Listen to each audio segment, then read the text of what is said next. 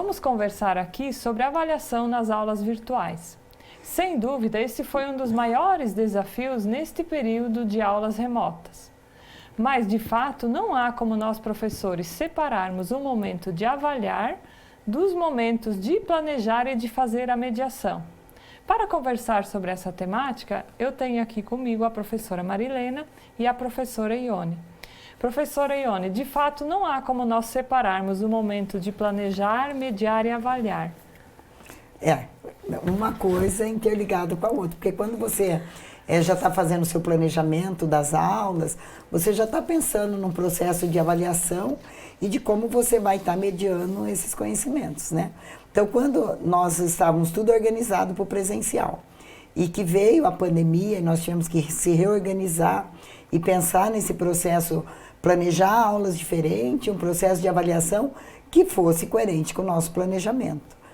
E embora aqui no centro universitário a gente já vinha discutindo muito das avaliações não formais, né? De forma que o aluno pudesse se colocar, questionar, né? Se posicionar em relação àquele conhecimento que está sendo trabalhado. E aí nas aulas virtuais é lógico que ficou uma grande dúvida para nós professores, né? Como é que vou fazer o processo de avaliação? Né? O aluno em casa, e aí, por exemplo, hoje o aluno tem lá, né, um celularzinho que pode acompanhar ele, que ele lê e que faz processo, né, de leituras, de recorte, de colagem a todo tempo. Então nós tínhamos que pensar numa avaliação que a gente também não impedisse ele de usar esse recurso tecnológico, mas que ele pudesse usar esse recurso, mas de uma forma que fosse contribuir para a validação da sua aprendizagem e não fazer copia e cole. Né? Então, para nós professores também foi um desafio repensar numa organização de avaliação que pudesse estar mediando esse conhecimento e validando a aprendizagem, mesmo o aluno tendo todos os recursos tecnológicos que ele pudesse fazer uso, né, no momento do processo de avaliação. E não ser um faz de conta, né? E não ser um faz de conta. Como a professora Marilena percebeu esse movimento? Assim também como a professora Ione, né? Porque essa relação essa tríade de que planejar, mediar e avaliação, né?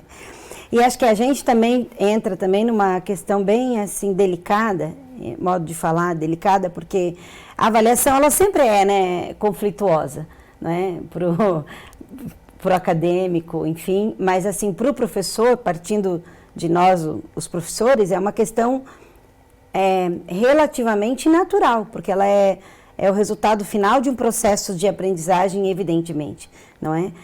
Então, assim, acho que foi muito rico, foi bem difícil no começo, mas a gente trabalhou bastante com as plataformas, não é? As plataformas do Google, sobretudo as questões dos formulários e outros aplicativos. E, inegavelmente, eu vejo assim que, por exemplo, essa questão dos estudantes, que a gente fala do uso do celular em sala de aula, não é? A gente, pelo menos nas experiências que eu tive, era colocar sempre o estudante como uma proatividade. E o que é avaliar, não é? O que é avaliar? Porque o conteúdo está ali, o estudante pode, evidentemente, olhar ali no Google, mas o que ele faz com aquele conteúdo? Então, acho que usar, por exemplo, colocar grupos de estudantes nas avaliações, e quase toda aula, uma aula sim, uma aula não, você ter dispositivos para você provocar os estudantes para uma reflexão ou para uma discussão ou para como ele nessa proatividade dos estudantes. Então, eu acho que a gente foi vendo muito isso dentro dos processos de avaliação durante esse processo das aulas virtuais na pandemia. Eu acho que ela teve essa relação de reciprocidade entre professores e os estudantes, porque não tem como você colocar, não teria como você colocar uma avaliação, seria você fazer isso, né? Você achar que está avaliando, sendo, eu vou dar uma prova do formulário, e os estudantes vão fazer.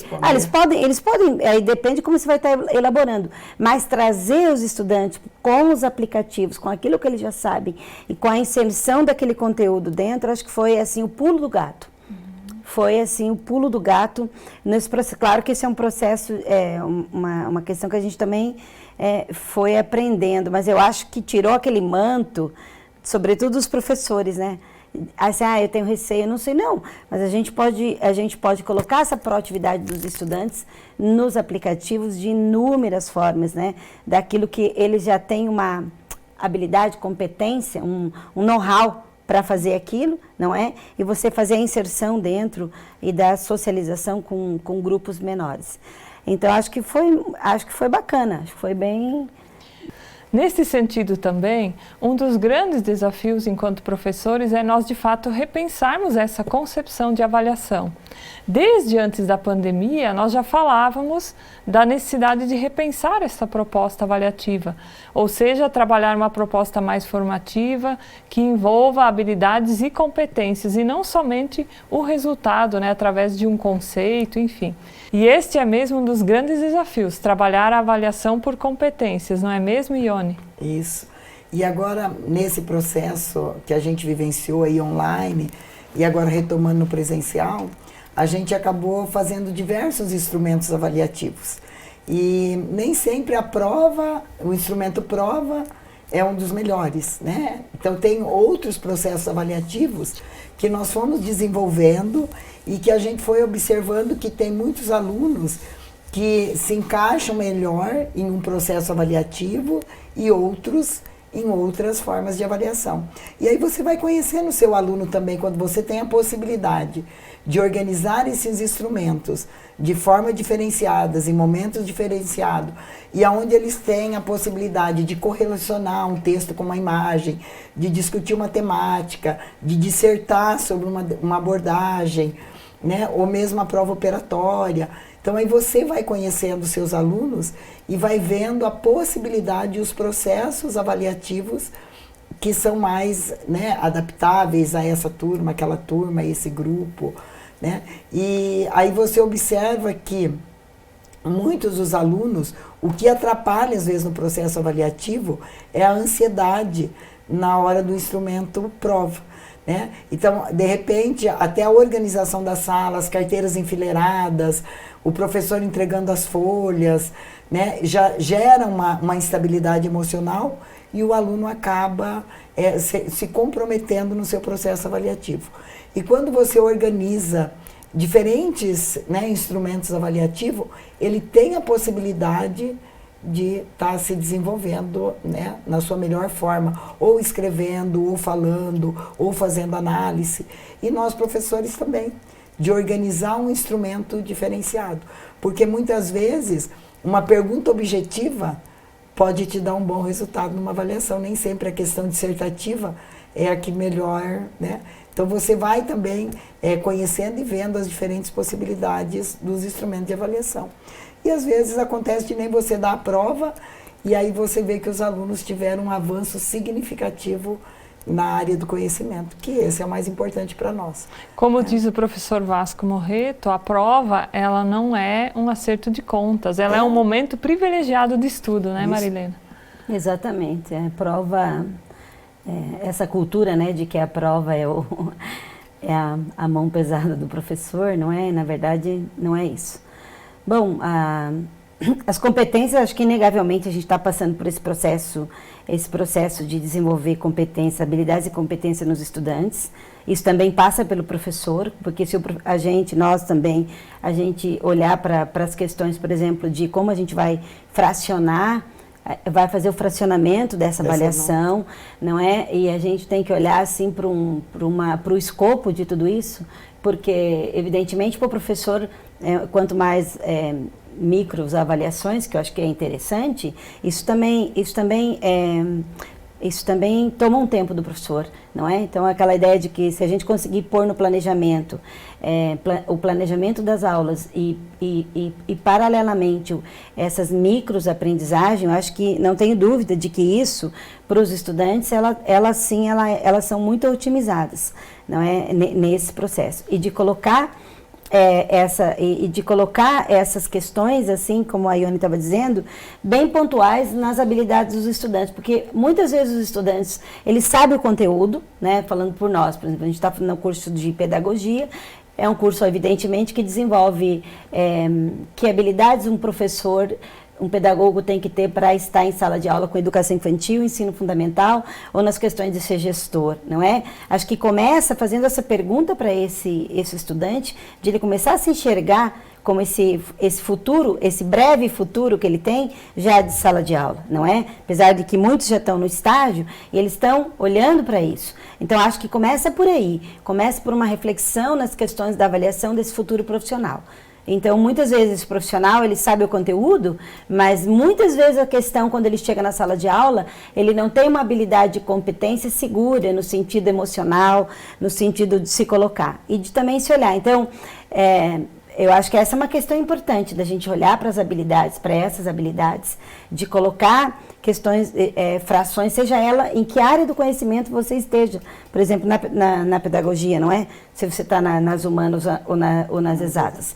Mas, sobretudo, eu acho que o que vai transversalizar essa questão da avaliação, para a gente pensar num futuro competente, numa pessoa competente, porque eu acho também que isso não é uma questão fechada, né? Quando a gente fala em competência, a gente está falando de qualquer profissional hoje, a gente está falando de uma relação aberta, no sentido de que a gente está num processo permanente de se refazer. Então, não é também uma habilidade e competência, acho que o Perrenot trata bem disso, né? Dessas 10 habilidades, essas habilidades e competências que esse professor tem que desenvolver em si, para que ele também garantido essas competências de ser professor, ele possa lá na prática dele, juntamente com as crianças e os jovens, enfim, pessoas, ele possa também estar tendo a percepção de falar, olha, eu tenho meu papel aqui dentro da escola, eu tenho meu papel na sala de aula, eu tenho meu papel com este grupo de pessoas. Então, eu tenho essa ideia, essa percepção de que passa por aí, não é? Passa por eu acho que até uma questão meio... Para mim, as habilidades e a competência, elas passam por uma perspectiva holística, porque o sujeito, a pessoa, ela vai se fazendo, né? Aquela ideia freiriana. Nós não somos... A gente vai se fazendo professor permanentemente. E projetando essa ideia de realmente habilidades. Mas, inegavelmente, no processo de formação, eles precisam ter um arcabouço de conjuntos, de conteúdos correlacionais, que eles possam estar colocando propriedades intelectuais nessa relação de se fazer, né? De ser, de se fazer, de estar ali com essa questão. Eu acho que isso é a primeira questão, assim, que é importante. Que me parece importante no processo de formação. Muito bacana. Essa visão para o futuro, ela é uma tendência, né? E nós todos sabemos que agora, no período da pandemia, essa visão para o futuro, as competências e habilidades que são demandadas, houve uma certa aceleração. Aquilo que nós viveríamos em 15, 20 anos, nós estamos tendo que vivenciar em 5 anos. Que quando há um evento, assim como é o caso de uma pandemia, há uma aceleração. E isso, de fato, Marilena, faz a gente olhar para esse futuro e pensar quais são as competências que passam a ser relevantes a partir de agora. Eu tenho a impressão que as instituições de ensino, de uma forma geral, elas vinham avaliando conteúdos e fazendo provas tradicionais focadas em conteúdos, porque este olhar era muito voltado para o passado, o que se construiu até aqui. E neste momento a gente vai sim ter que olhar para esse futuro, como você fala, e pensar quais são as competências que de fato vão ser relevantes para cada uma das áreas de formação. E se a gente pensar, nós estamos na metade do século XXI. Daqui 10 anos, 20 anos, né, muitas profissões que existem hoje não existirão mais. Né? E esses acadêmicos que estão se formando agora vão estar no mercado de trabalho. E vão ter que estar preparados e com habilidades para ingressar e para desenvolver o seu trabalho nessas novas áreas. Né? Então, nós estamos formando um sujeito agora que vai estar no mercado de trabalho daqui a uns 10 anos. Né? E quais habilidades ele vai precisar lá na frente. Reflexões muito boas, oportunas. Professoras, agradeço a participação de vocês e cada um dos professores que está nos acompanhando aí, fica essa reflexão. Quais são as competências que serão relevantes para a sua área de formação no futuro?